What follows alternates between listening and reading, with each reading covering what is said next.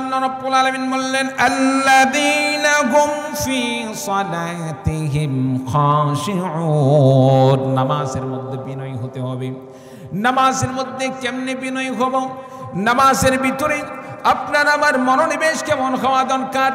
হযরত আলী রাদিয়াল্লাহু তাআলা আনহুর জীবনে পড়ে দেখুন আমার ভাইরা, আমার বন্ধুগণ।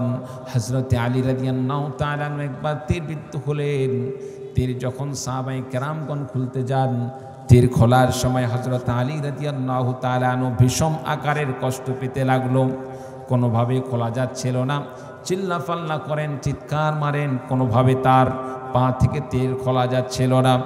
এক পর্যায়ে হযরত আলী রাদিয়াল্লাহু তাআলা আনহু নামাজে দাঁড়িয়ে গেলেন আর সাহাবীদেরকে বললেন, আমি যখন নামাজের মধ্যে দাঁড়িয়ে যাব, নামাজ আদায় করব, নামাজরত অবস্থায় তোমরা আমার তীরকে খুলবে, আমি সম্ভবত হয়তো আমার কষ্ট দূর হয়ে যাবে, আমি কষ্ট অনুভব করতে পারবো না। হযরত আলী রাদিয়াল্লাহু তাআলা আনহু নামাজ শুরু করে দিলেন।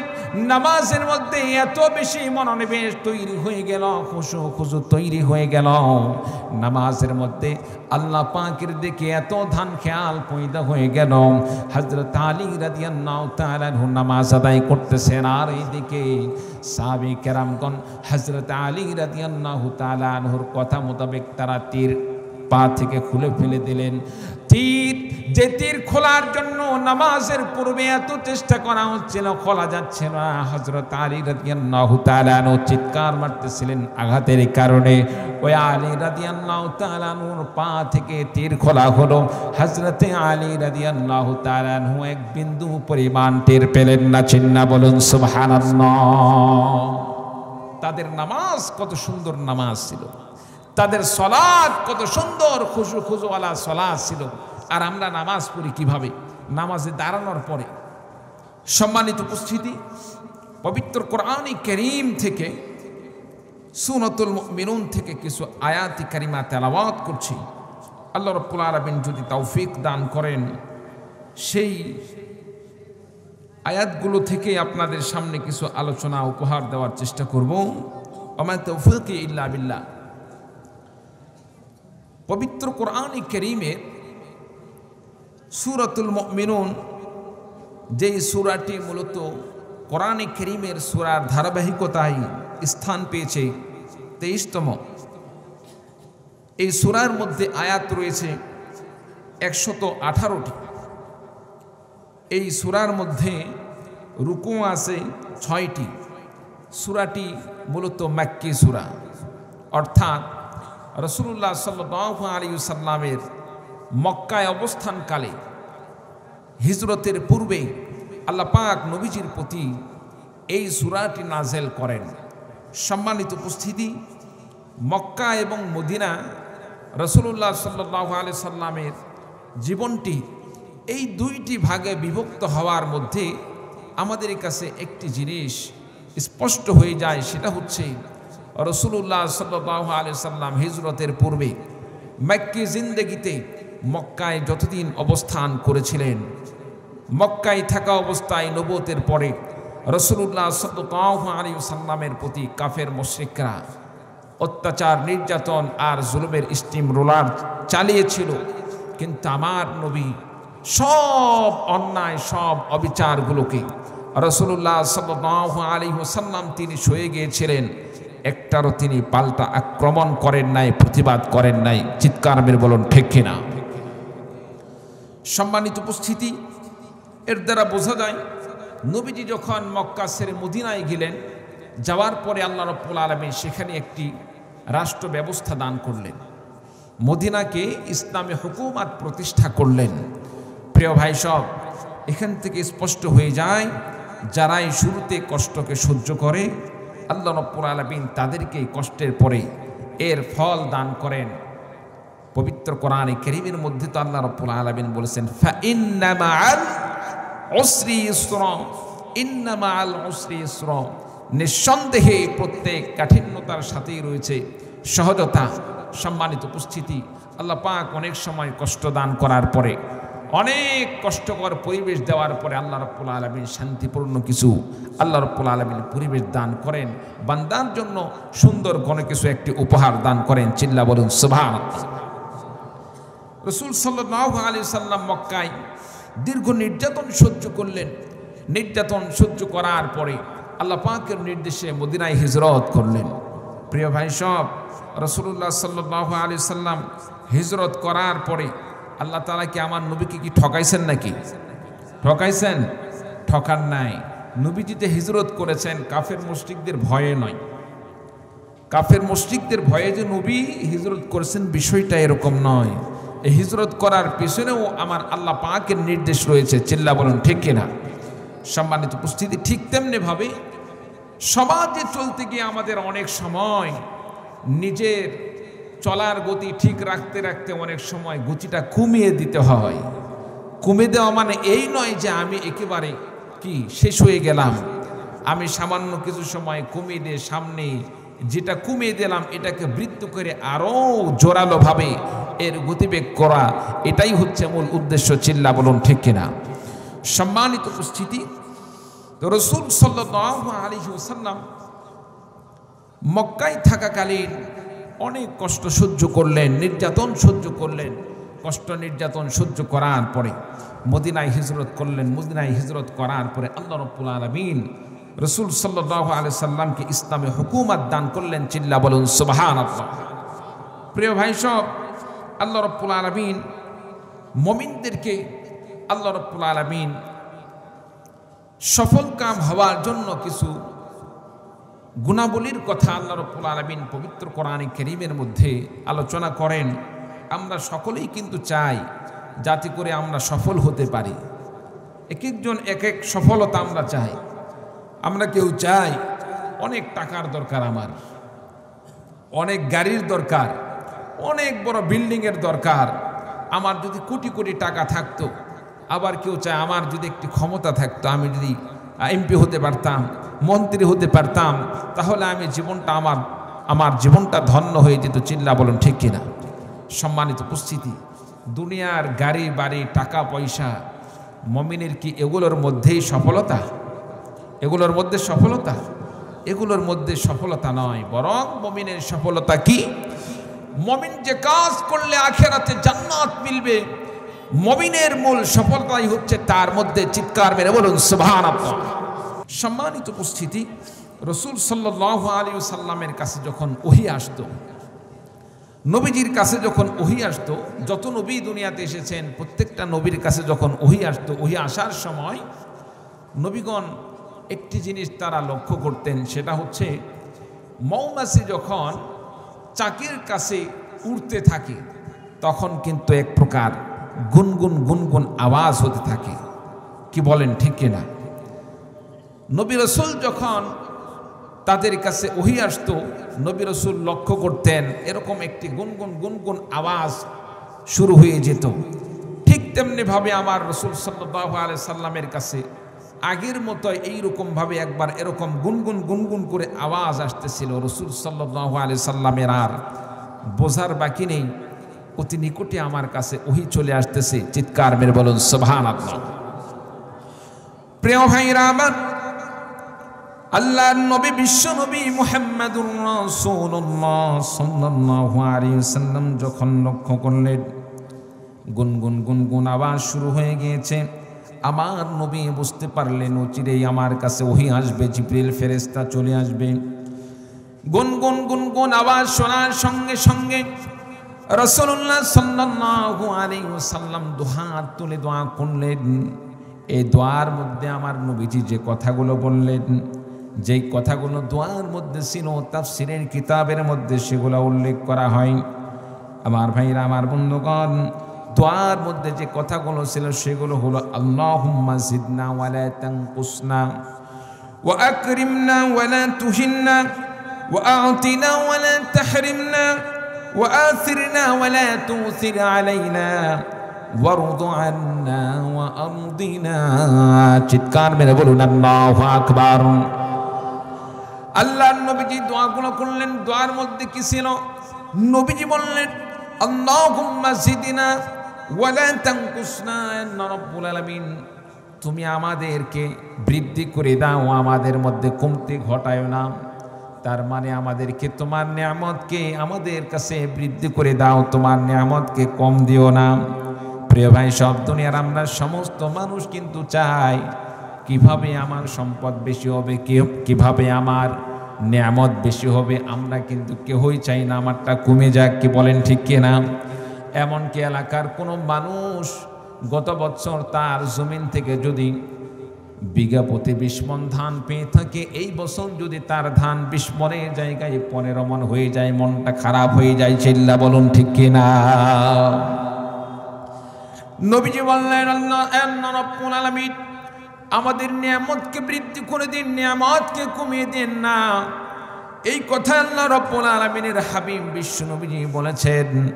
আল্লাহ পাক তুমি যে নিয়ামত দান করেছো, এই নিয়ামতকে কমিয়ে দেও না, আমাদেরকে নিয়ামতকে বৃদ্ধি করে দাও। ওয়া আকরিমনা ওয়া লা তুহিন্না। নবীজি বললেন, আয় আল্লাহ রাব্বুল আলামিন আমাদের সম্মান বৃদ্ধি করে দাও, আমাদেরকে সম্মানিত করো, আমাদেরকে লাঞ্ছিত করো না। প্রিয় ভাইরা আমার, সম্মান দেওয়ার মালিকটা কে? চিৎকার মেরে বলতে হবে কে? আল্লাহ যদি সম্মান দেওয়ার মালিক হয়ে থাকেন, আরেকবার উচ্চ কণ্ঠে আল্লাহর নামটা নেবেন। সম্মান দেওয়ার মালিক কে? সম্মান ছিনিয়ে নেওয়ার মালিকটা কে? আমার ভাইরা, আমার বন্ধুগণ, وَتُعِزُّ مَن تَشَاءُ وَتُذِلُّ مَن تَشَاءُ بِيَدِكَ الْخَيْرُ إِنَّكَ عَلَى كُلِّ شَيْءٍ قَدِيرٌ। আল্লাহ রাব্বুল আলামিন বলেন, وَتُعِزُّ مَن تَشَاءُ, তিনি যাকে ইচ্ছা করেন তাকে সম্মান দান করেন, ইজ্জত দান করেন। وَتُذِلُّ مَن تَشَاءُ, এবং যাকে ইচ্ছা করেন তাকে জিল্লতি জীবন দান করেন, লাঞ্ছিত করেন। বিয়াদিকাল খায়র, সকল কল্যাণ রয়েছে একমাত্র সেই রবের হাতে। চিল্লা বলুন সুবহানাল্লাহ। প্রিয় ভাইরা আমার, আল্লাহ পাক সম্মান দেওয়ার মালিক, আল্লাহ রাব্বুল আলামিন ইজ্জত দেওয়ার মালিক। সম্মান পাওয়ার পরে, ইজ্জত পাওয়ার পরে এই সম্মানকে নিয়ে প্রশংসা করা যায়। সম্মান পাওয়ার পরে নিজের প্রশংসা করা যায়। আল্লাহ পাক আমাকে সম্মান দান করেছেন, কৃতজ্ঞতা স্বীকার করা যায়, কিন্তু অহংকার করা যায় না। কারণ অহংকার করার এই শক্তি তো, এই ক্ষমতা, অহংকার করার এই বিষয়টা আল্লাহ তাআলা মানুষকে দান করেন নাই। অহংকার একমাত্র রেখে দিয়েছেন আমার আল্লাহ পাক নিজের জন্য। চিন্না বলুন সুবহানাল্লাহ। দুনিয়ার মানুষ যখন আল্লাহ পাকের পক্ষ থেকে দেওয়া সম্মান পাওয়ার পরে, ইজ্জত পাওয়ার পরে কোনো মানুষ যদি মনে করে এই সম্মান তো আমার প্রাপ্য, আমি নিজ শক্তিতে পেয়েছি, আমার নিজের পরিচয়ের মাধ্যমে পেয়েছি, আল্লাহ রাব্বুল আলামিন এই সমস্ত অহংকারী আত্মহামিকা যারা সম্মান পাওয়ার পরে, ইজ্জত পাওয়ার পরে, ক্ষমতা পাওয়ার পরে এর অপব্যবহার করে, আল্লাহ রাব্বুল আলামিন নমরুদ, কারণ ফেরাউন, তাদেরকে যেমন তারা আত্মহামিকা করার কারণে, গর্ব করার কারণে, ফখর করার কারণে তাদেরকে যেমন আল্লাহ রাব্বুল আলামিন লাঞ্ছিত করেছিলেন, ঠিক তেমনিভাবে আমরা লক্ষ্য করেছি এই মাত্র 3টি মাস পূর্বে আমাদের জমিনে একজন এইরকম ভাবে সেই নমরুদের মতো, কারুনের মতো, সেই হিটলারের মতো একজন নারী, সে ক্ষমতাকে মনে করেছিল তার হাতের শক্তি, যা ইচ্ছা তাই মনে করে, যা ইচ্ছা তাই করার সিদ্ধান্ত নিয়েছিল, ইসলামকে উৎখাত করার মতো, কিন্তু সে দুঃসাহস দেখিয়েছিল। আল্লাহ রাব্বুল আলামিন এমনভাবে তাকে, আল্লাহ রাব্বুল আলামিন এমনভাবে তাকে লাঞ্ছিত করলেন, ক্ষমতা থেকে ছিটকে দিলেন।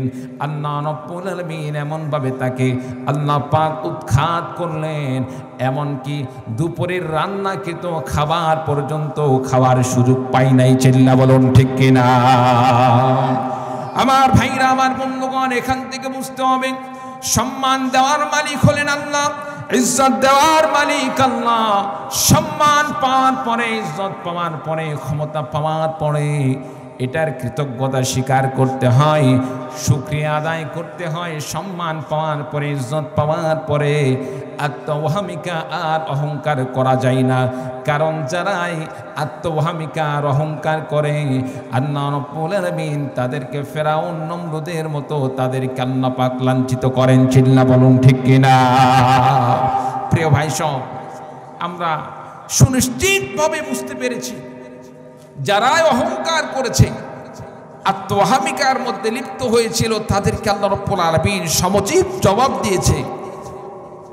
এমন একটি তারা আশার মধ্যে বিভোর হয়ে পড়েছিল, তারা মনে হয় যা বলবে তাই বাস্তব হয়ে যাবে। তারা স্বপ্ন দেখত 41 সাল পর্যন্ত আমরা ক্ষমতার স্বপ্ন দেখি। সম্মানিত উপস্থিতি, ক্ষমতায় রাখার মালিক কে? আর জোর বলেন কে? ক্ষমতা দেওয়ার মালিক আল্লাহ, রাখার মালিক আল্লাহ। আর তারা সুনিশ্চিতভাবে বলতো আমরা 41 সাল পর্যন্ত আছি, আমরা এভাবে রাষ্ট্র চালাবো, এই করব সেই করব। তাদের বিরুদ্ধে কোনো কথা বললেই তাদেরকে কান ধরে নিয়ে গিয়ে কাচারি ঘরে ঢুকানো হতো। সম্মানিত উপস্থিতি, এই যে অহংকার গর্ব করে তারা যে অপরাধ করেছিল, আল্লাহ রাব্বুল আলামিন তাদের মাধ্যমে আল্লাহ পাক জাতিকে শিক্ষা দান করতেছেন। হে জাতি, তোমরা আত্মহামিকা করো না, অহংকার করো না, গর্ব করো না। তোমাদের অহংকারের কাছে, গর্বের কাছে বড় বড় নেতারা যদিও তারা তোমাদের সাথে কুলাইতে পারে নাই, কিন্তু সমাজের যারা ছাত্র, সাধারণ মানুষ যারা রাজনীতির কিছুই বোঝে না, তাদের সামান্য ঝড়ের কাছেই তোমরা নিজেদেরকে বিলিয়ে দিলে টিকতে পারলা না। চিল্লা বলুন ঠিক কিনা? দুপুরে খাবার পর্যন্ত খাইতে পারে নাই, পায়ের জুতা পর্যন্ত নাকি নিতে পারে নাই। সম্মানিত উপস্থিতি, আমি তাদেরকে ধিক্কার জানাই যারা ক্ষমতা পাওয়ার পরে এইরকম ভাবে ক্ষমতাকে নিজের শক্তি মনে করেছিল। সম্মানিত উপস্থিতি, মানুষকে ভালোবাসায় যদি কোনো চেয়ারে নিয়ে আসে, সেই চেয়ারের সদ্ব্যবহার করতে হয়, মানুষের উপর জুলুম করতে হয় না। জুলুম করলে আল্লাহ পাক নারাজ হয়ে যান। এই জন্য যারা ভুল করেছেন তাদেরকে বলবো, মৃত্যু পর্যন্ত আপনি যদি তওবা করেন, আল্লাহ পাকের কাছে ক্ষমা করেন, আপনার আল্লাহ পাকের কাছে যদি দোয়া চান, জাতির কাছে ক্ষমা প্রার্থী হন, আল্লাহ পাক মাফ করে দিয়ে আবারও আল্লাহ রাব্বুল আলামিন ইচ্ছা করলে সেই ক্ষমতার চেয়ারে বসাইতে পারেন। চিল্লা বলুন ঠিক কিনা? সম্মানিত উপস্থিতি, আল্লাহ রাব্বুল আলামিন মানুষকে সম্মান দান করেন। নবীজি সেই দোয়াই করছেন, ওয়া আকরিমনা ওয়া লা তুহিন্না। আল্লাহ রাব্বুল আলামিন আমাদেরকে সম্মান দান করুন, আমাদেরকে লাঞ্ছিত করো না। ওয়া আতিনা ওয়া লা তাহরিমনা। আল্লাহ রাব্বুল আলামিন তোমার নিয়ামতকে আমাদেরকে দান করুন, আমাদেরকে নিয়ামত থেকে মাহরুম করো না। ওয়া আতিরনা ওয়া লা তুসির আলাইনা। আমাদেরকে অন্যের প্রতি প্রাধান্য করে দিন, আমাদের প্রতি অন্যকে প্রাধান্য করে দিও না। আমাদেরকে ক্ষমতাবান বানিয়ে দিন, আমাদের প্রতি অন্যকে ক্ষমতা দিও না।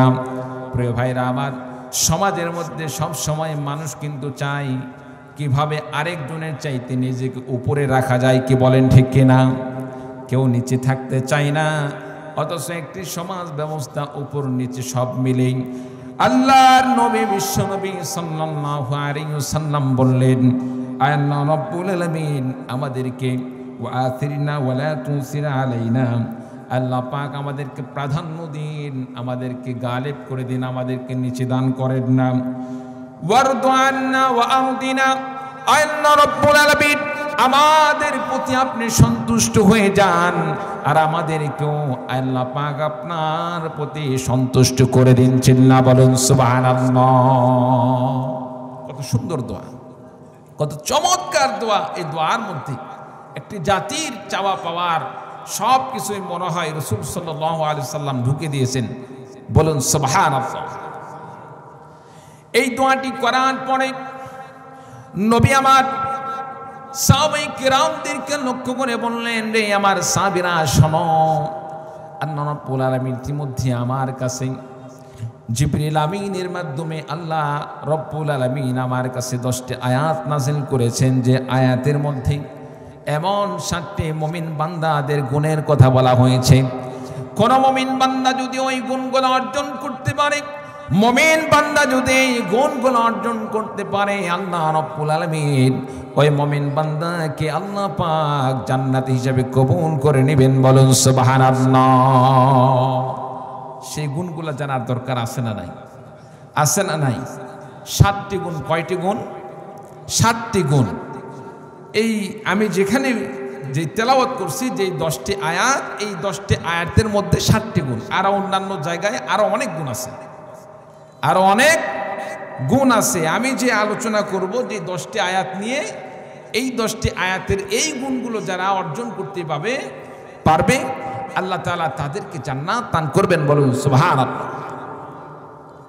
সম্মানিত উপস্থিতি, তাহলে এই গুণগুলো আমাদের জানা দরকার। এই গুণগুলো আমাদেরকে জানতে হবে, এই গুণগুলো অর্জন করতে হবে। কোনো ব্যক্তি যদি এই গুণগুলো অর্জন করতে পারে, রাসূল সাল্লাল্লাহু আলাইহি সাল্লাম তাদেরকে সফলতা, রাসূল সাল্লাল্লাহু আলাইহি সাল্লাম তাদেরকে জান্নাতি হিসাবে ঘোষণা করেছেন। গুণগুলো কি আল্লাহ তাআলা সূরাতুল মুমিনুনের মধ্যে ঘোষণা করেন, قد أفلح المؤمنون الذين هم في صلاتهم خاشعون। চিৎকার মেরে বলুন আল্লাহু আকবার। আল্লাহ রাব্বুল আলামিন বললেন ওই সমস্ত মুমিন বান্দা সফল কাম। এই সফল কামটা কোন জায়গায়? দুনিয়ায় সফল না, আখিরাতে সফল। মুমিন বান্দার দুনিয়ার সফলতা বড় সফলতা নয়, মুমিন বান্দার আখিরাতের সফলতা কোনো বড় সফলতা। কারণ আখিরাতে মানুষের একবার মানুষকে আল্লাহ তাআলা পুনরুত্থিত করবেন, জীবন দান করবেন, কিন্তু এরপরে মুমিন বান্দা সব কোনো মানুষের আখিরাতে আর কোনো প্রকার মরণ হবে না। সেখানে জান্নাতের ব্যবস্থা থাকবে, জাহান্নামের ব্যবস্থা থাকবে।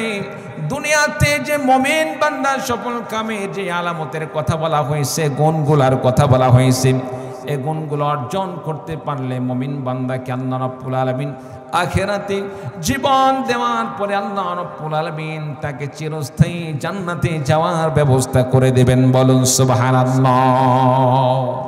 সম্মানিত উপস্থিতি, দুনিয়ার সফলতা এটা যে মুমিনের জন্য সফলতা, এখানে সফল কাম দ্বারা দুনিয়ার কথা যে বলা হয়েছে বিষয়টা এরকম নয়। এখানে কোরআনে কারীমের মধ্যে যে সফল কামের কথা বলা হয়েছে, এই সফল কাম দ্বারা উদ্দেশ্য হচ্ছে আখিরাতের সফলতা। কারণ দুনিয়াতে মুমিনরা যে সফলই হয় বিষয়টা এরকম নয়। যেমন দুনিয়াতে আমরা সফলতা দ্বারা কি বুঝি? একজন ব্যক্তির সব দিক দিয়ে ঠিক থাকলে আমরা মনে করি সে সফল। কি বলেন ঠিক কিনা? ব্যবসা ভালো হয়েছে, সফল। পরীক্ষায় পাশ করেছে, সফল। সম্পদের মালিক হয়েছে, সফল। এরকম আমরা বলে থাকি। যার সম্পদ হয় নাই, যার টাকা পয়সা হয় নাই, যার গাড়ি বাড়ি হয় নাই, যার কোনো কিছু নাই, আমরা তাদেরকে বিফল মনে করি। আবার অনেকে আমরা বলি অমকে 5টা সন্তানকে মানুষের মতো মানুষ বানাইছে, তার মানে হচ্ছে সে তার জীবনটাকে কি করেছে? সফল করেছে। সম্মানিত উপস্থিতি, তো দুনিয়ার সফলতা আল্লাহ মুমিনকে দিতেও পারেন, নাও দিতে পারেন, তবে আখিরাতের সফলতা আল্লাহ পাক মুমিনকে দান করবেনই করবেন। দুনিয়াতে বেঈমানও সফল হয়, ইমানদারও সফল হয়। কারণ দুনিয়াতে শুধু ইমানদারকেই যদি সফলতা দান করা হয়, আখিরাতে আল্লাহ জাহান্নাম কাদেরকে দান করবেন? কি বলেন ঠিক কিনা? সবাই যদি দুনিয়াতে সফল কাম হয়, মুমিন বান্দারাই শুধু মুমিন বান্দাই যদি দুনিয়াতে সম্পদশালী হয়, অনেক কিছু হয়, গাড়ি বাড়ি সব কিছু হয়, আখিরাতে তাহলে জাহান্নামে কে যাবে? জাহান্নামে যাওয়ার জন্য তো কিছু লোক লাগবে। এই জন্য আল্লাহ তাআলা দুনিয়ার জিন্দেগিতে মুমিন, মুশরিক, কাফের, মুশরিক সকলকে দুনিয়ার ক্ষেত্রে আল্লাহ তাআলা সমানভাবে সহযোগিতা করেন, সাহায্য সহযোগিতা করেন।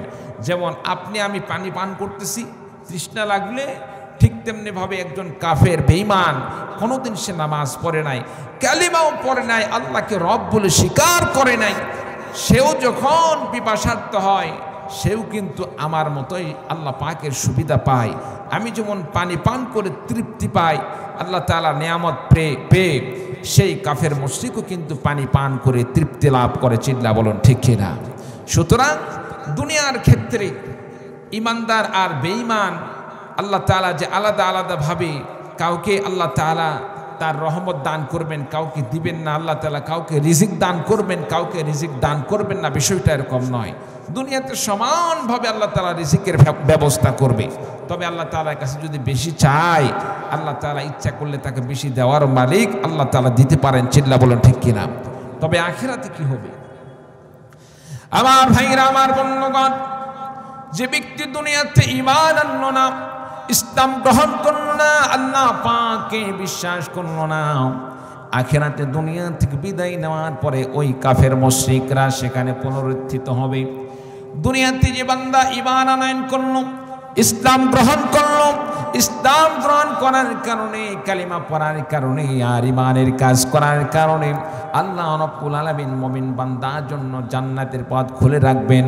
আর কাফের মুশরিকরা সেদিন পুনরুত্থিত হওয়ার পরে, তারা চিন্তা করবে, মুমিনরা আজকে তারা পার পেয়ে যাচ্ছে, আমরা কেন পার পেলাম না? দুনিয়াতে তো আমরাও ছিলাম, তারাও ছিল। আমার ভাইরা, আমার বন্ধুগণ, কাফের মুশরিকদের সেদিন পার পাওয়ার সুযোগ থাকবে না। এই জন্য আল্লাহ রাব্বুল আলামিন কঠিন হাসরের ময়দানে সেদিন একমাত্র আল্লাহ রাব্বুল আলামিন মুমিন বান্দাদেরকে মাফ করে জান্নাত দান করবেন।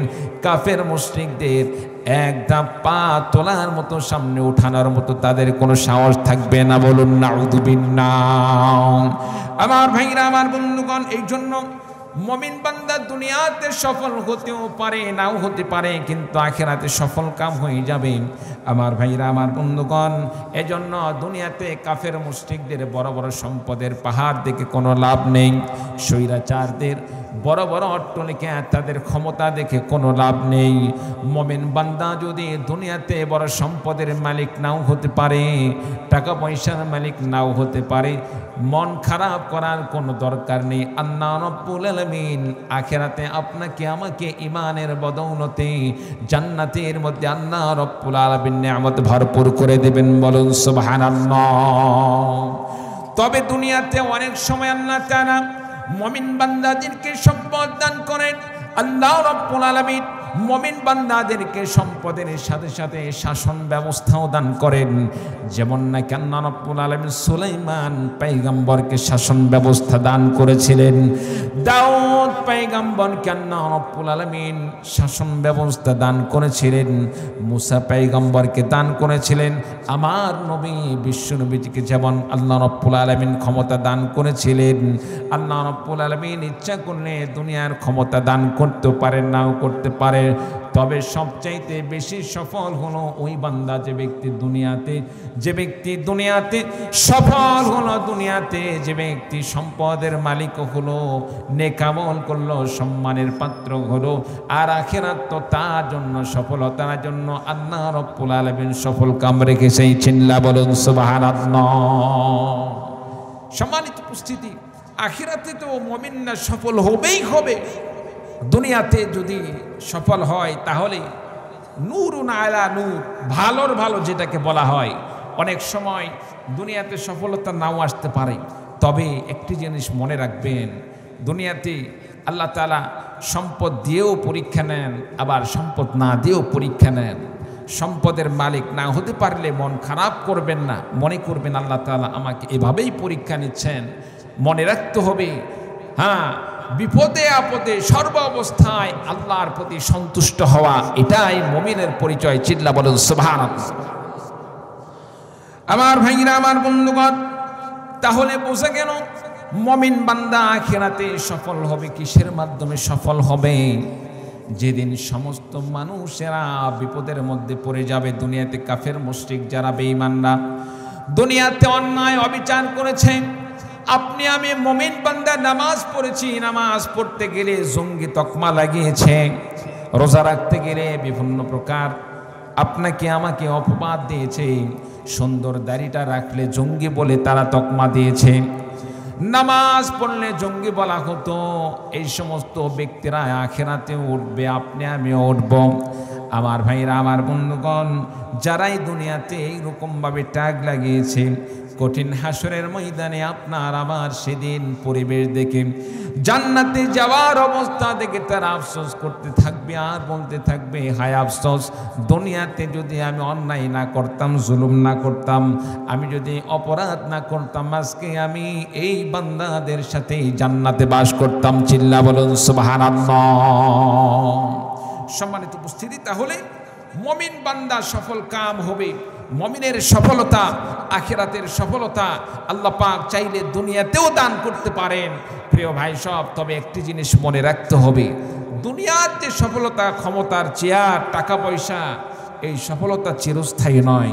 তবে মানুষ তো যেখানেই থাক, এই যে আমি যে চেয়ারে বসে আছি, মানুষ মনে করে এই চেয়ারের যে মর্যাদা, এরকম চেয়ার একজন আজকে আলেমের চেয়ার হিসাবে এটা আছে, একজন সভাপতির একটি চেয়ার আছে, একজন মন্ত্রীর একটি চেয়ার আছে, একজন প্রধানমন্ত্রীর একটা চেয়ার আছে, একজন রাষ্ট্রপতিরও একটি চেয়ার আছে। প্রত্যেকেই চায় হ্যাঁ আমি যদি সেই সম্মানের চেয়ারটা যদি আমি পাইতাম আমি বড় খুশি হয়ে যেতাম। চিল্লা বলুন ঠিক কিনা? আপনাদের কাছে আমি এইটুক অফার দেই আপনাদের অভিমত প্রকাশ করার জন্য, মনের তামান্না প্রকাশ করার জন্য। আমি যদি বলি আপনাদের কার কোন চেয়ার পাওয়ার জন্য আপনাদের মন ব্যাকুল, যে হুজুর আমি যদি ওই চেয়ারটা একবার পাইতাম, ওই চেয়ারে যদি আমি একটাবার বসতে পারতাম, একদিনের জন্য যদি পাইতাম আমি ধন্য।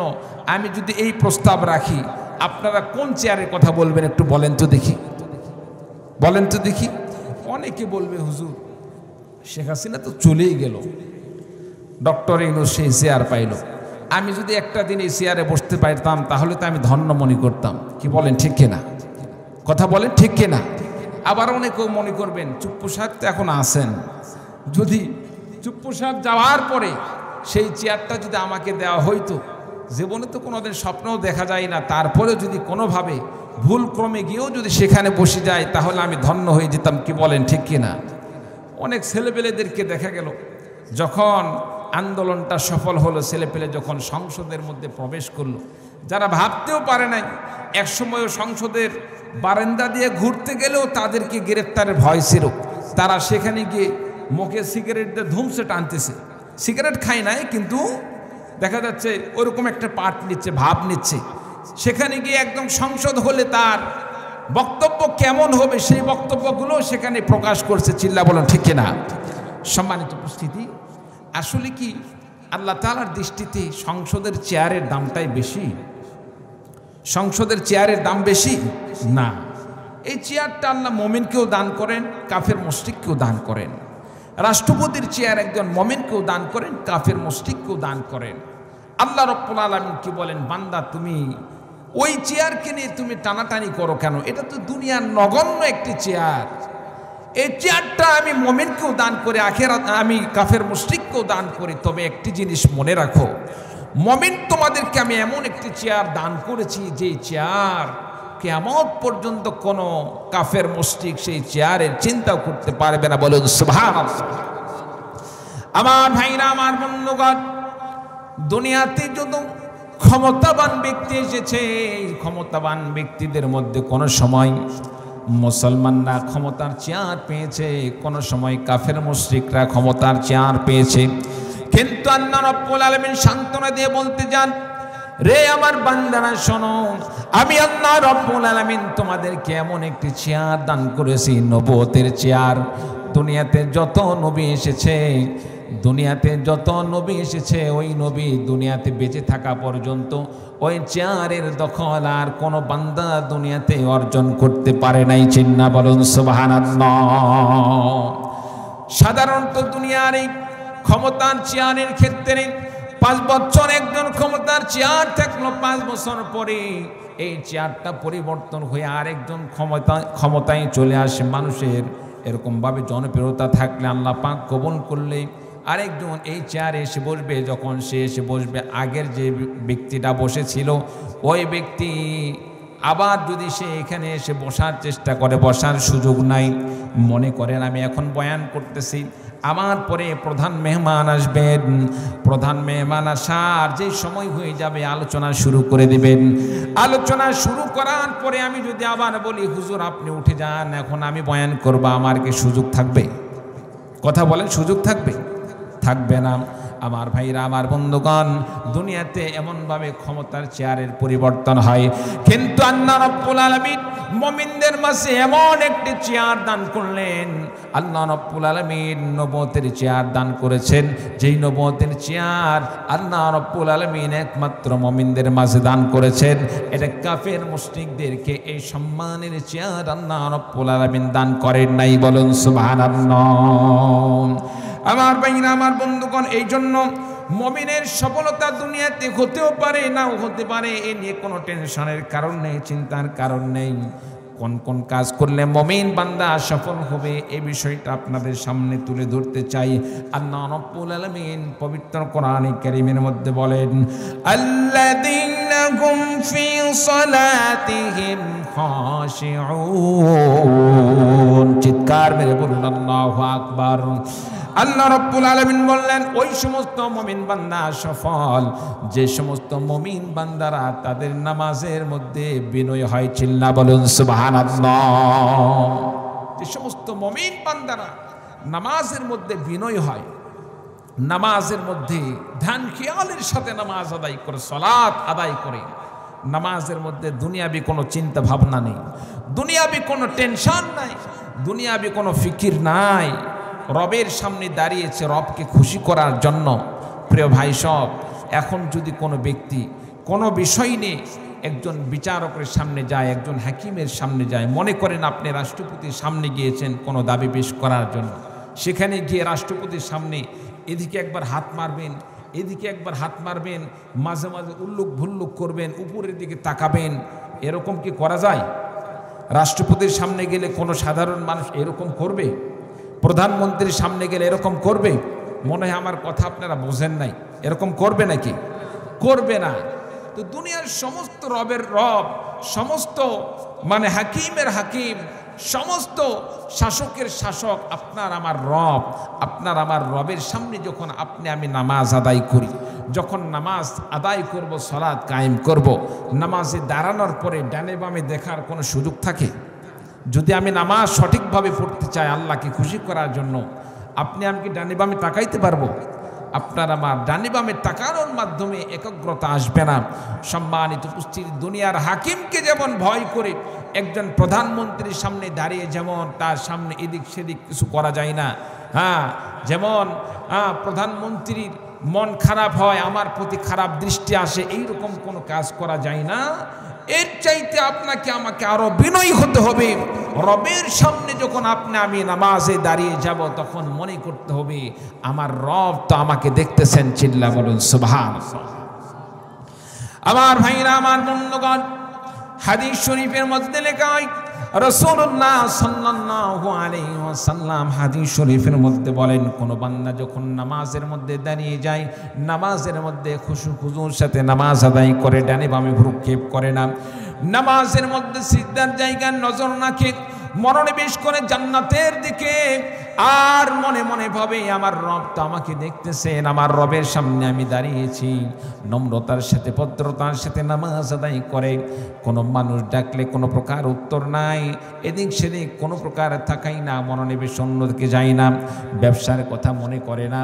আমাদের যখন আমরা নামাজ পড়ি, দুনিয়ার যত প্রকার কথা আছে, যত প্রকার আমাদের চিন্তা ভাবনা আছে, সব চলে আসে নামাজের সময় মাথার ভিতরে। আমার ব্যবসার মধ্যে কয় টাকা লস হলো, কয় টাকা লাভ হলো, সব কিছু হিসাব আমাদের নামাজের মধ্যে মাথার ভিতরে চলে আসে। আল্লাহর নবী বিশ্বনবী সাল্লাল্লাহু আলাইহি ওয়াসাল্লাম বলেন, কোন বান্দা যখন দুনিয়ার সমস্ত খেয়াল বাদ দিয়ে রবকে খুশি করার জন্য নামাজের মধ্যে দাঁড়িয়ে যায়, আমার আল্লাহ রব্বুল আলামিন বান্দার প্রতি রহমতের দৃষ্টি দিয়ে নজর করে থাকেন। চিন্না বলুন সুবহানাল্লাহ। বান্দার প্রতি আল্লাহ রব্বুল আলামিন রহমতের নজর দিয়ে তাকান, রহমতের নজর দিয়ে দেখেন আমার বান্দা আমাকে খুশি করার জন্য নামাজ আদায় করতেছে। চিল্লা বলেন সুবহানাল্লাহ। আপনার সন্তান মনে করেন নামাজ পড়তেছে, কলিজার টুকরো শিশু সন্তান নামাজ পড়তেছে, আপনি যখন নামাজ পড়তে দেখবেন, আপনি কিন্তু তার নামাজের সুন্দর ভঙ্গিমা দেখি আনন্দ চিত্তে তার দিকে তাকিয়ে থাকবেন, মনে মনে আনন্দ ভোগ করবেন, এবং আপনার চেহারাটা এক প্রকার হাসি খুশিতে আপনার ভরপুর হয়ে যাবে যে না, আমার সন্তান সে নামাজ পড়তেছে, কত সুন্দর ভালো কাজ করতেছে। সম্মানিত উপস্থিতি, দুনিয়ার সন্তানের কর্মকাণ্ড দেখে যদি ভালো লাগে, আপনার আমার রব আপনাকে আমাকে সৃষ্টি করেছেন, সেই রবের নির্দেশ পালন করতে গিয়ে যদি আপনি আমি বিনয়ী হয়ে নামাজ আদায় করে, আল্লাহ পাক তার বেশি সন্তুষ্ট হয়ে যাবেন। চিল্লা বলুন সুবহানাল্লাহ। এই জন্য আল্লাহ রাব্বুল আলামিন বললেন, আল্লাযীনা হুম ফি সালাতিহিম খাশিউন। নামাজের মধ্যে বিনয়ী হতে হবে। নামাজের মধ্যে কেমনে বিনয়ী হব? নামাজের ভিতরে আপনার আমার মনোনিবেশ কেমন হওয়া দরকার? হযরত আলী রাদিয়াল্লাহু তাআলা আনহুর জীবনে পড়ে দেখুন আমার ভাইরা, আমার বন্ধুগণ, হযরত আলী রাদিয়াল্লাহু তাআলা আনহু একবার তীরবিদ্ধ হলেন। তীর যখন সাহাবায়ে কেরামগণ খুলতে যান, তীর খোলার সময় হযরত আলী রাদিয়াল্লাহু তাআলা আনহু ভীষণ আকারের কষ্ট পেতে লাগলো। কোনোভাবে খোলা যাচ্ছিল না, চিল্লাফাল্লা করেন, চিৎকার মারেন, কোনোভাবে তার পা থেকে তীর খোলা যাচ্ছিল না। এক পর্যায়ে হযরত আলী রাদিয়াল্লাহু তাআলা আনহু নামাজে দাঁড়িয়ে গেলেন আর সাহাবীদেরকে বললেন, আমি যখন নামাজের মধ্যে দাঁড়িয়ে যাব, নামাজ আদায় করব, নামাজরত অবস্থায় তোমরা আমার তীরকে খুলবে, আমি সম্ভবত হয়তো আমার কষ্ট দূর হয়ে যাবে, আমি কষ্ট অনুভব করতে পারবো না। হযরত আলী রাদিয়াল্লাহু তাআলা আনহু নামাজ শুরু করে দিলেন। নামাজের মধ্যে এত বেশি মনোনিবেশ তৈরি হয়ে গেল, খুশু তৈরি হয়ে গেল, নামাজের মধ্যে আল্লাহ পাকের দিকে এত ধান খেয়াল পয়দা হয়ে গেল। হযরত আলী রাদিয়াল্লাহু তাআলা আনহু নামাজ আদায় করতেছেন, আর এইদিকে সাহাবী কেরামগণ হযরত আলী রাদিয়াল্লাহু তাআলা আনহুর কথা মোতাবেক তারা তীর পা থেকে খুলে ফেলে দিলেন। যে তীর খোলার জন্য নামাজের পূর্বে এত চেষ্টা করা হচ্ছিল, খোলা যাচ্ছে না। হযরত আলী রাদিয়াল্লাহু তাআলা আনহু চিৎকার মারতেছিলেন আঘাতের কারণে। ওই আলী রাদিয়াল্লাহু তাআলা আনহুর পা থেকে তীর খোলা হলো। হযরত আলী রাদিয়াল্লাহু তাআলা আনহু এক বিন্দু পরিমাণ টের পেলেন না। চিন্না বলুন সুবহানাল্লাহ। তাদের নামাজ কত সুন্দর নামাজ ছিল, তাদের সলাত কত সুন্দর খুশুওয়ালা সলাত ছিল। আর আমরা নামাজ পড়ি কিভাবে? নামাজে দাঁড়ানোর পরে আশেপাশে ছেলে পেলে যদি কোনো প্রকার দুষ্টামি করে, অনেক বাবাজি মুরব্বী নামাজের মধ্যে বলে দেন, চুপ কর। কি বলেন, হয় কি হয় না? চুপ করো, দুষ্টামি করো না, এরকম বলে কি বলে না? আচ্ছা বলুন তো দেখি, নামাজের মধ্যে কোনো মানুষ যদি কাউকে বলে চুপ করো, সামনে যাও, পিছনে যাও, দুষ্টামি করো না, যে ব্যক্তি কথা বলল নামাজের মধ্যে, তার নামাজ থাকবে? নামাজ থাকবে? নামাজ নষ্ট হয়ে যাবে। সম্মানিত উপস্থিতি, তাহলে দেখুন আমাদের নামাজের কি পরিস্থিতি।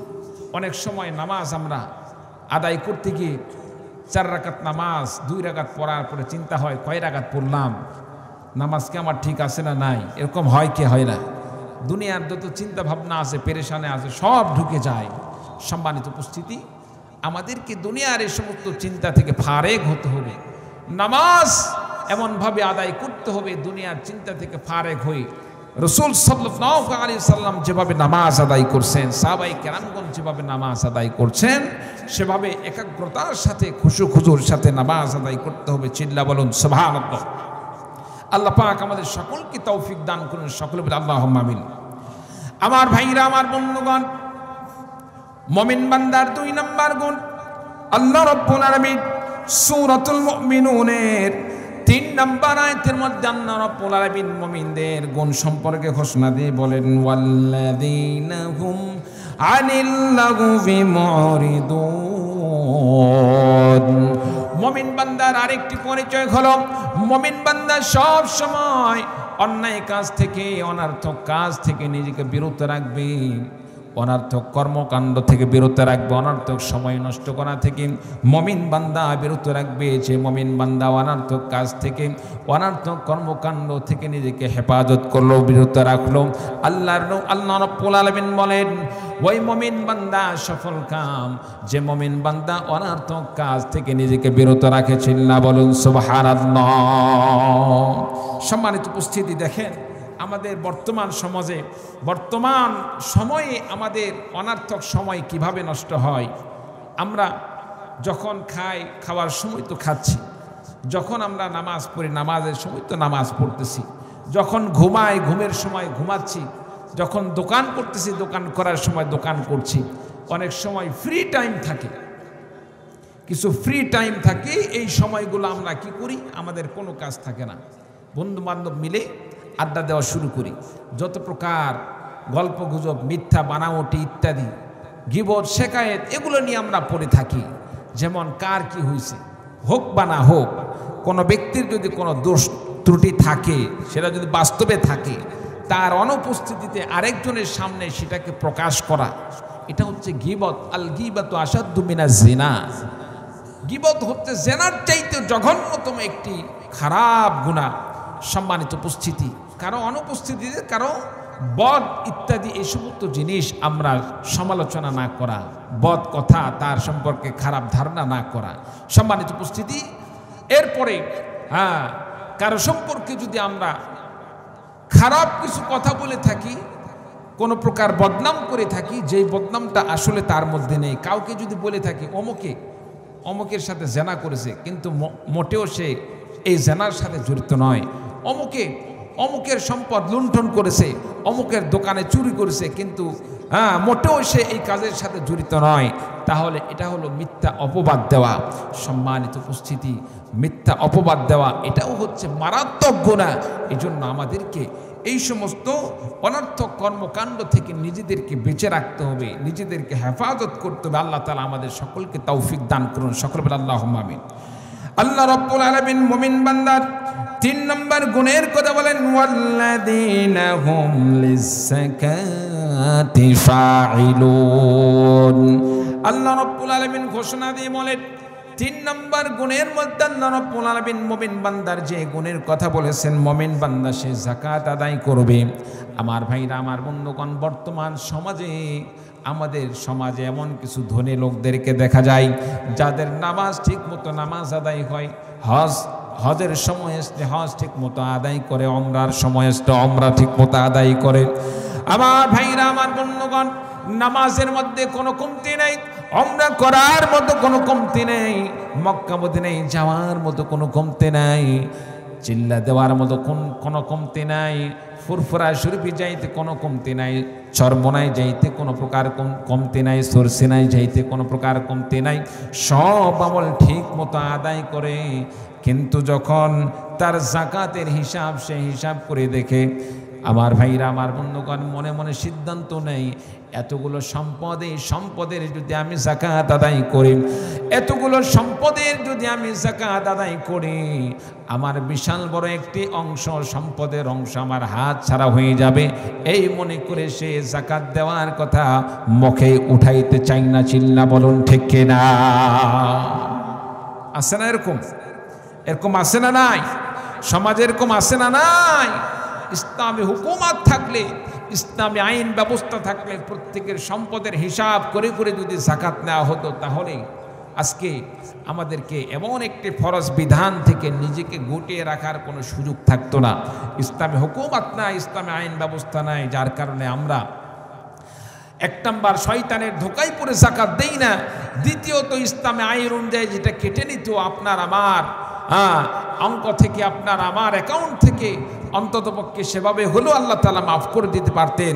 সম্মানিত উপস্থিতি, যাকাত দিলে সম্পদ কমে না, যাকাত দিলে আল্লাহ রাব্বুল আলামিন সম্পদের মধ্যে বরকত দান করেন, যাকাত দিলে আল্লাহ রাব্বুল আলামিন সম্পদকে স্বয়ং আল্লাহ পাক নিজ কুদরতে হাতে হেফাজত করেন। চিল্লা বলেন সুবহানাল্লাহ। আল্লাহর নবী, বিশ্ব নবী সাল্লাল্লাহু আলাইহি ওয়াসাল্লাম হাদিস শরীফের মধ্যে ঘোষণা করে বলেন, কোন বান্দা যখন তার সম্পদের পুঙ্খানুপুঙ্খানুভাবে যাকাত আদায় করেন, পুঙ্খানুপুঙ্খানুভাবে যাকাত আদায় করার কারণে আল্লাহ রাব্বুল আলামিন স্বয়ং নিজ কুদরতে হাতে তার সম্পদের হেফাজতের দায়িত্ব আল্লাহ রাব্বুল আলামিন নিলেন। চিন্না বলুন সুবহানাল্লাহ। আপনি ঠিকমতো যাকাত দান করেন, আপনাকে চিন্তা করতে হবে না আপনার সম্পদ হারিয়ে যাবে, নষ্ট হয়ে যাবে। আপনার সম্পদ যদি সন্ত্রাসেও নিয়ে যায়, ডাকাতেও নিয়ে যায়, আর সেটা যদি যাকাত পুঙ্খানুপুঙ্খানুভাবে আদায় করে থাকেন, আল্লাহর কসম করে বলছি, আল্লাহর নবীর কথা কখনোই মিথ্যা হতে পারে না, আপনার সম্পদ আল্লাহ রাব্বুল আলামিন আপনার হাতে যে কোনো মূল্যে ফিরিয়ে দিবেন। চিল্লা বলুন সুবহানাল্লাহ। আর যদি সম্পদকে পাওয়ার পরে সম্পদের যাকাত আদায় না করি, আল্লাহ রাব্বুল আলামিন এই সম্পদকে আপনার জন্য, আমার জন্য আখিরাতে আল্লাহ রাব্বুল আলামিন আখিরাতে জাহান্নামে যাওয়ার কারণ হিসাবে এই সম্পদটাই কারণ হিসেবে দাঁড় করাবেন। কারণ নামাজ পড়া যেমন আল্লাহ পাকের ফরজ বিধান, নামাজ না পড়লে যেমন জাহান্নামী, হজ না করলে যেমন জাহান্নামী, ঠিক তেমনি ভাবে যাকাত ফরজ হয়ে গেলে যাকাত আদায় না করলে সে বান্দা যাকাত না আদায় করার কারণে আল্লাহ পাকের ফরজকে অবজ্ঞা করার কারণে ওই বান্দা যতই নামাজ পড়ুক না কেন সে আল্লাহ রাব্বুল আলামিনের কাছে সে জাহান্নামী বলে গণ্য হবে। বলুন নাউযু বিল্লাহ। সম্মানিত উপস্থিতি, এই জন্য আমাদেরকে যাকাত দান করতে হবে। যাকাত কেন দিব না? যাকাত না দিলেই আল্লাহ তাআলা দুনিয়াতেও শাস্তি দান করবেন, আখিরাতে তো আল্লাহ তাআলা শাস্তি দান করবেনই করবেন, যার বাস্তব প্রমাণ হযরত মুসা পয়গম্বরের ইতিহাস দেখুন। মুসা পয়গম্বরের সাথে কারুনের কি ঘটনা ঘটেছিল। সম্মানিত উপস্থিতি, কারুনের অনেক সম্পদ। মুসা আলাইহিস সালাতু ওয়াস সালাম কারুনকে বলল, ভাই কারুন, আল্লাহ পাকের বিধান যাকাত দিতে হবে। আমার কথা বুঝে আসছে বাবা? কথা বুঝতেছেন? কারুনকে নবী মুসা পয়গম্বর বললেন যাকাত প্রদান করতে হবে। কাকে দিব? বনি ইসরায়েল সহ আরো যারা গরিব দুঃখী মানুষ আছে তাদেরকে যাকাত দাও। কারণ বলল, কি পরিমাণ যাকাত দিব? মুসা পয়গম্বর বললেন, মালের 1/3 যাকাত দিতে হবে, আল্লাহ তাআলার বিধান। সম্মানিত উপস্থিতি, আমাদের শরীয়ত আর মুসা পয়গম্বরের শরীয়ত এক হিসাব করলে হবে না। এক এক নবীর সময় আল্লাহ তাআলা এক একটি বিধানকে এক এক রকম রেখেছিলেন। তো মুসা পয়গম্বর যখন বললেন 1/3 মাল যাকাত দিতে হবে, কারুনের মাথা হট হয়ে গেল, এটা কিভাবে সম্ভব? আমি যদি 3 ভাগের 1 ভাগ যাকাত দেই তাহলে তো আমার অনেক বড় সম্পদ হাতছাড়া হয়ে যাবে। প্রিয় ভাই সব, কারুনের কি পরিমাণ সম্পদ ছিল একটু আপনাদের সামনে ধারণা দিলে বুঝে আসবে। কারুনের এত পরিমাণ সম্পদ ছিল যে কারুনের যে মাল রাখার গোডাউনগুলো ছিল, একটি গোডাউনের তালা খুললে, দরজা খুললে, একটা গোডাউনের দরজা খোলার মাধ্যমে 70টা গোডাউনের দরজা খুলে যেত। সুবহানাল্লাহ। সম্পদ দেওয়ার মালিক কে? আল্লাহ। কারুনকে দান করছেন, এটা আল্লাহর দয়া না আল্লাহর গজব? আল্লাহ দয়া করে দান করছেন, কাফের হোক আল্লাহ তাআলা দুনিয়াতে তো সম্পদ দান করেছেন। সম্মানিত উপস্থিতি, কিতাবের মধ্যে লেখা হয় যেই তালাটা দেওয়া থাকতো দরজায়, সেই দরজাটা ছিল চামড়ার তালা। আবার যেই আপনার চাবিটা ছিল, সেই চাবিটাও ছিল চামড়ার। এখন বলতে পারেন, হুজুর চামড়ার তালা, চামড়ার চাবি, এটা কেমন কথা? এটা কেমন কথা? এটা যদি বুঝাইতে চাই তাহলে বর্তমান সময়ের কিছু উদাহরণ দিলে আপনারা বুঝবেন। এই যে বর্তমান সময়ে দরজাগুলো খোলা হয়, বিশেষ করে গাড়ির দরজাগুলো, অনেক সময় রিমোট কন্ট্রোল কিছু তালা আছে, গাড়িতে রিমোট টিপ দিলে অটোমেটিকভাবে দরজা খুলে যাচ্ছে। আবার রিমোট যদি টিপ দেওয়া হয় অটোমেটিকভাবে কি দরজা বন্ধ হয়ে যাচ্ছে। এখানে কিন্তু চামড়াও নাই, একটা কাগজও নাই, শুধুমাত্র একটি কি কানেক্টিং, একটি ইশারা, একটি কানেকশন। এই কানেকশনের মাধ্যমে কি দরজা খুলে যাচ্ছে। সুতরাং আশ্চর্যের কোনো বিষয় নেই। প্রিয় ভাই সব, তো এমন সম্পদ আল্লাহ তাআলা কারুনকে দান করছিলেন। 70 জন যুবক, তাগড়া যুবক, যারা অনেক শক্তিশালী। আমাদের এলাকার মধ্যে দেখবেন যে ব্যক্তি সেনাবাহিনীর চাকরি করে, সমস্ত মানুষের মধ্যে একটু হলেও তার শারীরিক গঠন শক্তির দিক দিয়ে অন্যান্য মানুষের চাইতে সে একটু স্বাভাবিকের চাইতে অস্বাভাবিক বিষয়। চিল্লা বলুন ঠিক কিনা? তো কারণের এই চাবি ঢোয়ানোর জন্য 70 জন তাগড়া যুবক নিয়োজিত ছিল। তারা শুধু চাবি মাথায় করে ঢোয়াতেন, তালাগুলোর চাবি। এত পরিমাণ চাবি ছিল, 70 জন যুবক মাথায় টুকরিতে করে চাবিগুলো ঢোয়াইতেন। চাবির ভরে, চামড়ার চাবির ভরে মাথা নুয়ে যাইতো সোজা হয়ে, তারা হাঁটতে পারতো না। এখন চিন্তা করে দেখুন, একটা চাবি খুললে, একটা তালা খুললে যদি 70টা তার গোডাউন খুলে যায়, আর 70 জন যুবক মিলে চাবি ঢোয়ানোর ক্ষেত্রে তারা যদি এমনভাবে ঢোয়ায়, মাথায় এত পরিমাণ বেশি চাবি নিয়ে তারা গোডাউনে যাইতো যে মাথা হালিয়ে যাইতো, এদিক সেদিক পাকড়ানো শুরু করতো, তাহলে কারণের সম্পদের পরিমাণটা কি বেশি ছিল একমাত্র আল্লাহ পাকই ভালো জানেন। চিল্লা বলুন ঠিক কিনা? কারণ এক পর্যায়ে অস্বীকার করলো যে না, যাকাত দেওয়া যাবে না। শুধু তাই নয়, মুসা পয়গম্বরকে সে অন্যরকমভাবে ফাঁসানোর সিদ্ধান্ত নিল। মুসা তুমি আমার কাছে জাকাত চাইছো, আমার একটি সম্পদের অংশ তুমি নিতে চাচ্ছ, জাকাত তো দিবই না, এবার তোমাকে কিভাবে সাইজ করা লাগে আমি সেটা দেখতেছি। একজন মেয়েকে সে টাকার বিনিময়ে সে চুক্তি করলো, তোমাকে 10,000 স্বর্ণ মুদ্রা দিব, 10,000 স্বর্ণ মুদ্রা দিব, একটি কাজ করতে হবে, সেটা হচ্ছে জনসমাগমের মধ্যে মুসা পয়গম্বরকে তুমি লক্ষ্য করে বলবে তুমি আমার সাথে জেনা করেছো। বলুন নাউযুবিল্লাহ। মেয়েটি এক প্রকার বাধ্য হয়ে গেল, কারণ সমাজের যাদের সম্পদের পাওয়ার থাকে, ক্ষমতার পাওয়ার থাকে, মানুষরা অনেক সময় ইচ্ছা না থাকলেও তাদের চাপে জীবন বাঁচানোর জন্য অন্যায় করতেও তারা বাধ্য হয়। চিল্লা বলুন ঠিক কিনা? মেয়েটির ইচ্ছা ছিল না যে মুসা পয়গম্বরকে এরকম তহমত দেবে, তবে বাধ্য হয়ে জীবন রক্ষার্থে সে মেনে নিল, ঠিক আছে এটা যদি করতে হয় তাহলে সে কাজ করার আগে আমাকে টাকা পয়সা দিতে হবে, আমাকে যে 10,000 স্বর্ণ মুদ্রা দিতে চেয়েছো সেটা আমাকে আগেই দিতে হবে। সম্মানিত উপস্থিতি, কারণ এবার চিন্তা করলো ঠিক আছে যদি তাও হয় তাকে টাকাটা আগেই দিব, তারপরেও সে যেন এই কাজটা করে। এই 10,000 স্বর্ণ মুদ্রার মাধ্যমে যদি এত কোটি কোটি টাকা বিশাল অঙ্কের সম্পদ যদি আমার রক্ষা হয়, এই মাত্র 10,000 টাকা দিতে কোনো বাধবে? কি বলেন, কোনো বাধবে? আমাদের সমাজে অনেক সময় দেখা যায় ব্যবসায়ীরা তার এই অন্যায় পথে কামাইকৃত মাল, অবৈধ মাল রক্ষা করার জন্য প্রশাসনের কাছে 2-4-5,000 টাকা ঘুষ দেয়। ঘুষ দেওয়ার কারণে 1 কোটি টাকার সম্পদ যেটা অন্যায় পথে আসছে সেটা কিন্তু বেকুসুর মাওকুফ হয়ে যায়। চিল্লা বলুন ঠিক কিনা?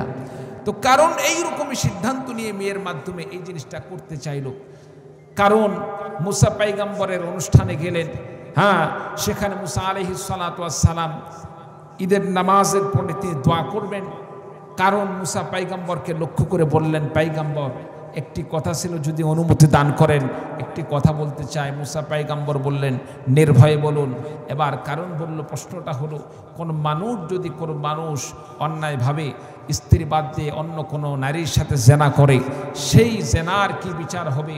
মুসা পয়গম্বর বললেন যদি বিবাহিত হয়ে থাকে তাহলে তো তার সঙ্গে সার পাথর নিক্ষেপের মাধ্যমে তাকে হত্যা করা, আর যদি অবিবাহিত হয় তাহলে তাকে 100 বেত্রাঘাত। এবার কারণ বলল পয়গম্বর কিছু মনে করবেন না, এই কাজটা যদি আপনার মাধ্যমে হয়ে থাকে তাহলে বিচারটা কি হবে? চিৎকার মেরে বলুন নাউযুবিল্লাহ। কোন নবী রাসূলের মাধ্যমে জেনার কাজ হওয়া সম্ভব? কথা বলেন, সম্ভব? সম্ভব নয়। কারণ নবী রাসূলের ইজ্জতকে রক্ষা করেছেন স্বয়ং আমার আল্লাহ পাক কুদরতি হাত দিয়ে। চিল্লা বলুন সুবহানাল্লাহ। কত বড় তহমত! মুসা পয়গম্বর বললেন যদি আমিও হয়ে থাকি, শুধু আমি নয়, আমি সহ তুমি, সারা পৃথিবীর যেই মানুষ হোক না কেন যদি জেনা করে থাকে তার ফাইসালা, তার বিচার হলো যদি বিবাহিত হয়ে থাকে তার মৃত্যুদণ্ড। সম্মানিত উপস্থিতি, এবার কারণ পাশের মেয়েটিকে বলল এখনো চুপ করে আসো কেন? তাড়াতাড়ি তোমার দাবিটা এখানে উপস্থাপন করো। এখন যদি বিচার না নাও, পরে গিয়ে আমার কাছে আবার বিচারের জন্য ঘ্যান ঘ্যান করবা, ওই সময় কিন্তু তোমার বিচার করার আমার আর কিছুই থাকবে না। তোমার সাথে যা হয়েছে তুমি ক্লিয়ার বলে দাও। মেয়েটি দাঁড়িয়ে মুসা পয়গম্বরের দিকে সরাসরি বলতে লাগলো আপনি আমার সাথে জেনা করেছেন। বলুন নাউযুবিল্লাহ। প্রথমবার যখন মেয়ে বলল এই কথা, মুসা পয়গম্বর যখন তার দিকে তাকালেন, আল্লাহ পাক প্রত্যেকটা নবীর মধ্যে আল্লাহ রাব্বুল আলামিন একটি নূর দান করেছেন। মুসা পয়গম্বর যখন মেয়েটির দিকে তাকালেন, আল্লাহ পাক মেয়েটির অন্তরে এমন কুদরতিভাবে এমন একটি কম্পন তৈরি করে দিলেন, এমন একটি ভয় তৈরি হয়ে গেল। সম্মানিত উপস্থিতি, মুসা পয়গম্বরের দিকে তাকিয়ে মেয়েটির এমন ভয় হয়ে গেল, মেয়েটি বাধ্য হয়ে তার কাছে স্বর্ণ মুদ্রা সেই থলে ছিল, এই থলেটি মেয়েটি মুসা পয়গম্বরের সামনে উপস্থাপন করলেন আর বললেন পয়গম্বর এই যে দেখেন 10,000 স্বর্ণ মুদ্রার মাধ্যমে আমার সাথে সে চুক্তি করেছে, আমার সাথে সে চুক্তি করেছে। আপনার সামনে আমি আপনার বিষয়ে মিথ্যা তহমত দেই, আপনি আমার সাথে জেনা করেছেন, এই টাকার মাধ্যমে আমার সাথে সে চুক্তি করেছে। আমি যদি চুক্তিতে রাজি না হতাম আমাকে শেষ করে ফেলে দিত। আল্লাহর কসম করে বলছি আপনি জেনা করেন নাই, দুনিয়ার কোনো নবী রাসূল জেনা করে নাই, আপনি জেনা করেন নাই, এই কারণ সে টাকার বিনিময়ে আপনাকে ফাঁসানোর জন্য আমাকে ঠিক করেছে। বলুন সুবহানাল্লাহ। হযরতে মুসা পয়গম্বর আলাইহিস সালাতু ওয়াস সালাম এই কথা যখন শুনলেন, শোনার পরে মুসা পয়গম্বর এবার তার ষড়যন্ত্র বুঝতে পারলেন। বোঝার সঙ্গে সঙ্গে কারণ সম্পর্কে আল্লাহ রাব্বুল আলামিনের কাছে মুসা পয়গম্বর আল্লাহ পাকের কাছে বিচার দিয়ে দিলেন, আল্লাহ রাব্বুল আলামিন আমি একজন আপনার নবী, আমার সম্পর্কে এমন মিথ্যা তহমত দান করছেন, এ কারণের বিচার আমি করব না। আল্লাহ রাব্বুল আলামিন তোমার কাছে আমি বিচার দিয়ে দিলাম, এই কারণের বিচার আপনি নিজ হাতে করুন। চিন্না বলুন সুবহানাল্লাহ। সম্মানিত উপস্থিতি, বিচার আল্লাহ পাক করতে পারবেন কি পারবেন না? বিচার করবেন কি করবেন না?